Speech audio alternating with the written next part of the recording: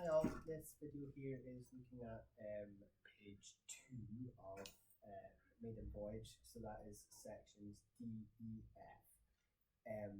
As always, I'll run through each section sort of bar by bar, put it together, and then at the end I'll do all of the sections together.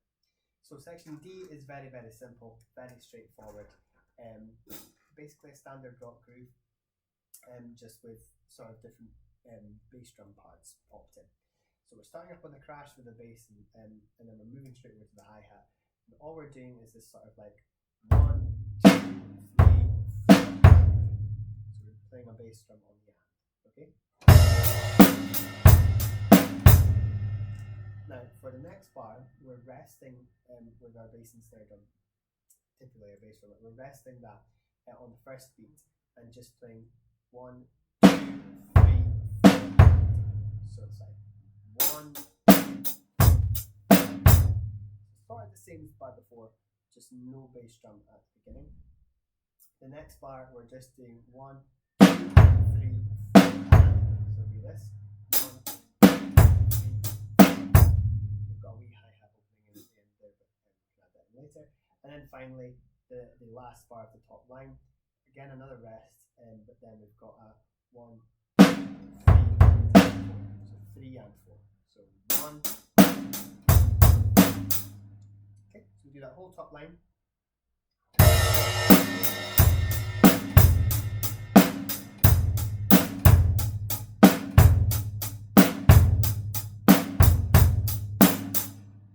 Okay, the next line down is basically following a similar sort of pattern again. So we get this rhythm 1, 2, 3, and 4.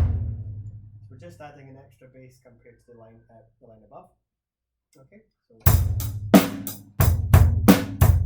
and next one we are resting again on beat 1. 1, 2, 3, 4. Okay, so 1, 2, 3. But the next one is kind of like the wee rock rhythm. 1, 2, 3, 4. So again with the hi-hat. It starts to open on the second time, so 1.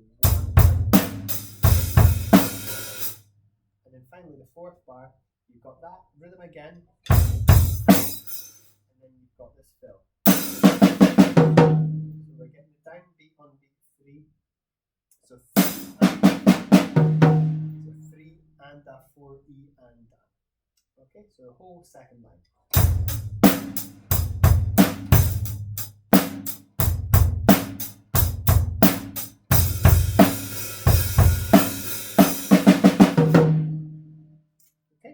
That's section D, sorry, so I'll do that whole 2 lines.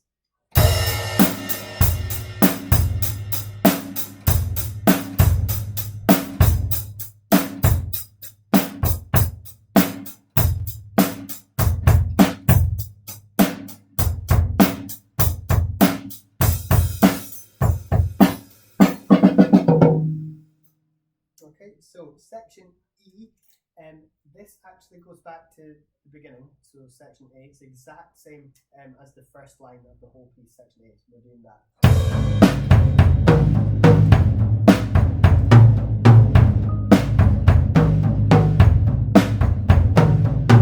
So note for note, it's exactly the same, so I'm not going to break that down. The next line is a development line.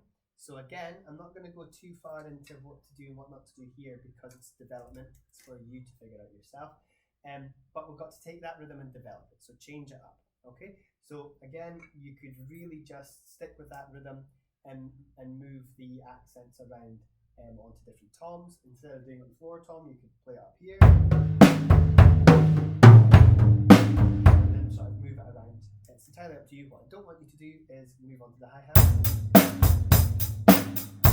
or the ride, because that's not developing. That's just a completely different thing. The only way that would work is either to go like this. So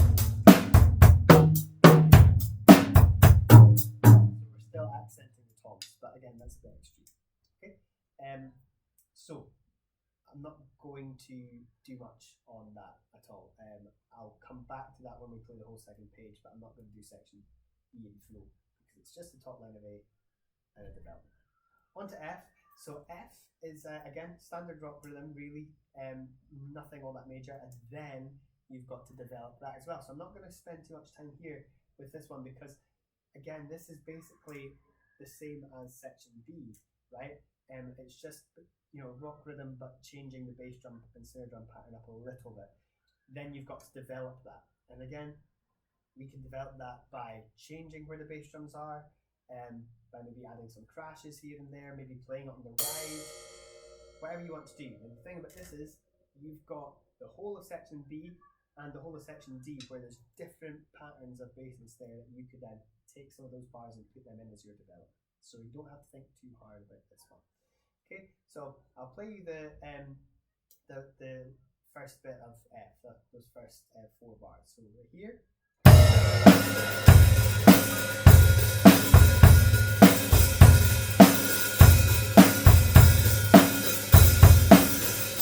So there's not a bar there that you haven't done before in the piece. So again, I'm not going to break that down.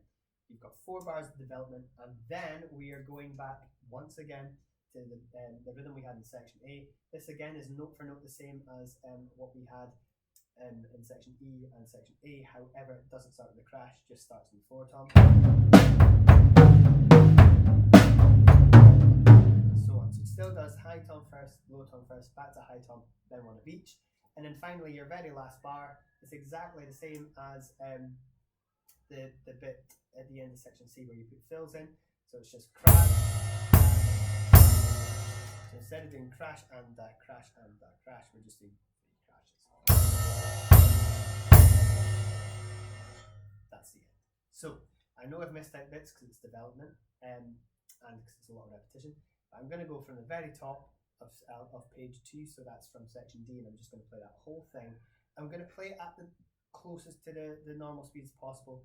If you want to slow it down, use the YouTube cog thingamajiggy and slow it down. Okay, so here's section D, E, and F. That's page 2, Maiden Voyage. Okay.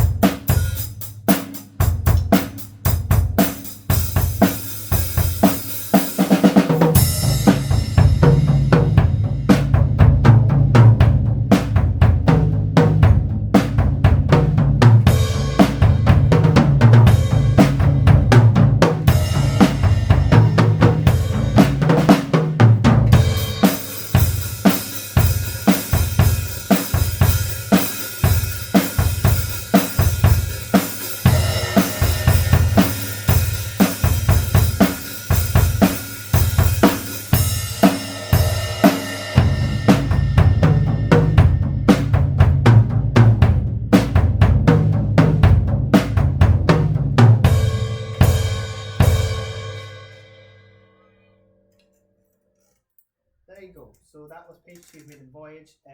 As I said, if you want to slow that down, use the cog so that you can hear it a bit clearer.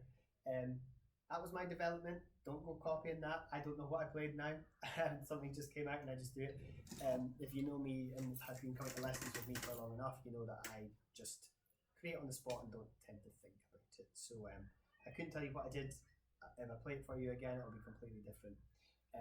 But you can use that as inspiration. Try to keep it as simple as possible, not doing anything wild. Yeah, anyway, use this video to help you out. As always, if you've got any questions, you know where to find me in the classroom, and I'll see you guys in your next lesson. Bye bye.